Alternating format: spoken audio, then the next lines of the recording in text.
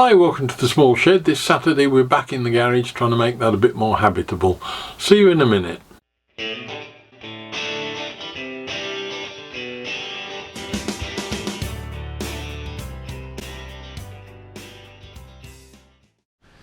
Now, one of the things that's important in getting the garage to work is to make it a nice environment to be in. And to some extent that was solved very largely a couple of years ago by replacing a drafty old up and over door for an insulated roller shutter one, which has made a huge difference because it stopped all the drafts and it keeps quite a lot of warmth in as well.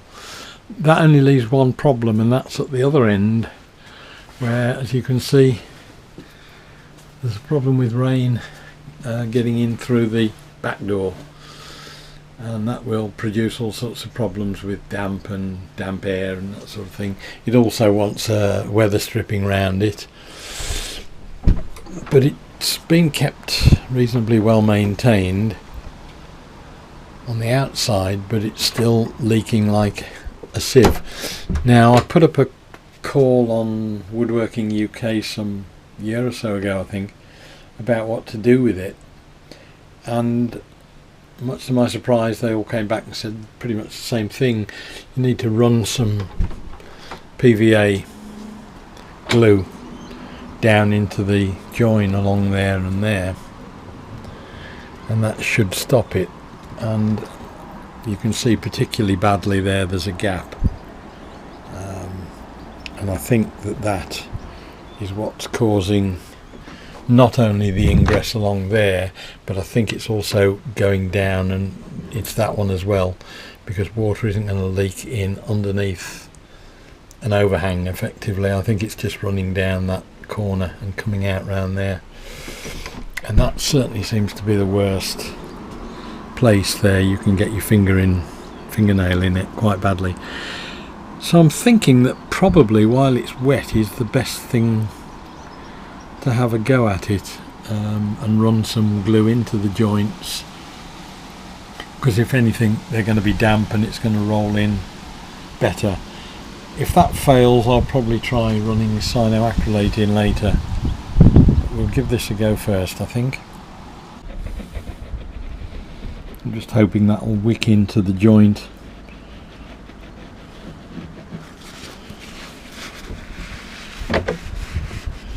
And set, particularly if I leave the door open for a bit, where there'll be some chance for it to dry a bit first before it gets back out exposed again. Just let that soak in for a minute or two, come back to clean it up later.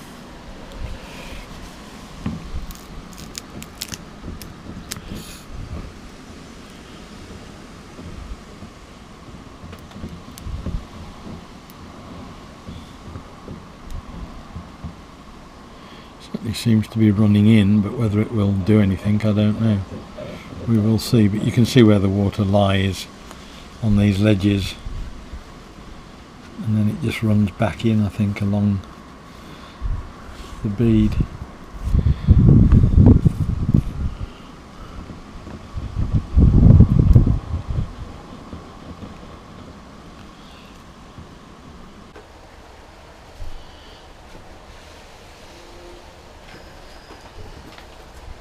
Right, we'll leave that open for 20 minutes or so. Should it let the initial set go off. See if it does any good. We've certainly got enough bad weather coming over the next few days to be able to tell whether it's doing any good or not. And then we'll recoat it afterwards if it's okay. Here we are, 24 hours on, and it's actually still pouring with rain out there. But the door itself now needs a refinish, obviously, but it's drying out okay, so the chances are that's solved the problem. Thank you very much, Woodworking UK. That really needs coat of finish, but at least we've stopped the leak. That's brilliant. We'll get onto the weather stripping next, and probably put a door bar on the bottom to put the rain out over the edge. Right, having got the back door watertight as far as I can now, and as far as I know anyway, it hasn't been a problem for the last couple of months. The only other thing I've noticed while I've been working in the garage is that you can see through the door gap there, and it's been blowing a gale through there, and it's a fairly simple fix. When I bought the frame and door, there was a weather stripping that fits into that groove there, and which of course I didn't fit at the time, and fortunately when we had the clear out in the garage I've actually found the stuff itself still in its wrapper. So all we've got to do with this is literally just cut it to size and slot it into that groove, and that will give us an air seal as well, and hopefully solve the howling gale that's coming through. And that then, apart from cosmetics of repainting the door, which I'll do when we get to the external part, should make it a whole heap better. So we'll just get this cut and fitted and see how we go on from there.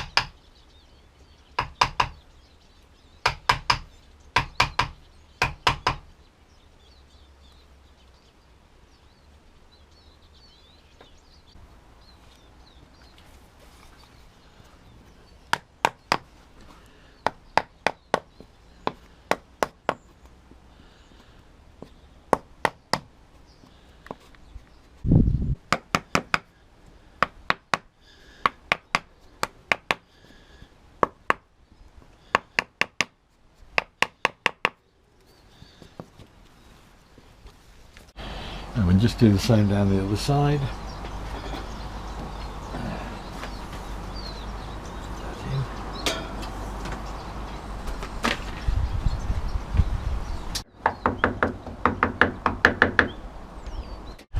Right, just tickle the door keep a bit now because the door doesn't quite shut as it should.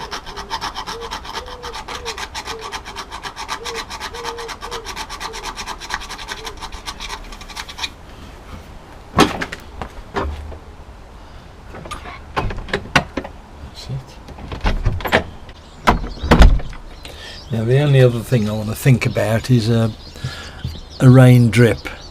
Although there's a water bar under there to stop water going in, it is a problem that the bottom of the door gets wet and then swells and makes it stick. Right, so I've got a couple of strips now from Screwfix. They're not particularly expensive. They just essentially screw on to the face of the door with little screws. And I think, yeah, there's a pair of end caps to just tidy up. So what I have to do is establish how long I want it, which I think is 780mm, and see how that works out with screw fixings. Because if I just cut, 78 centimeters, 780mm, leaves the screw spacing roughly right, so it means I don't have to do a huge amount of trimming.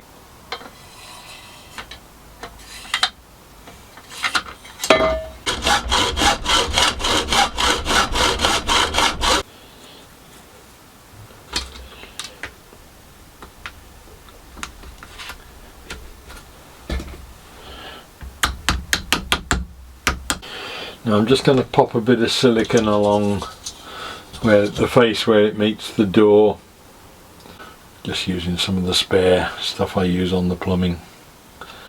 Right, now I've pre-drilled the holes, just make it easier.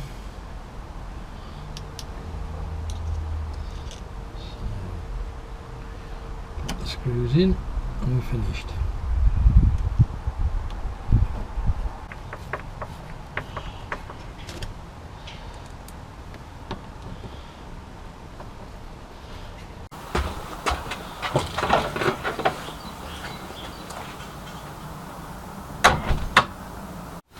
Right, so that's got the back door reasonably weather tight now. Front door, as I mentioned in the earlier in the video, is already an insulated roller shutter, so that's fine. All the work has been done in there that I needed to, ready for a plasterer. It got held up waiting for the bus bunk, but now that's all done. Hopefully we can get the plasterer in and get the garage into a working sort of space again. Hope it was of interest. Look forward to seeing you next week. We'll be doing something different, I hope. I'll see you then. Bye.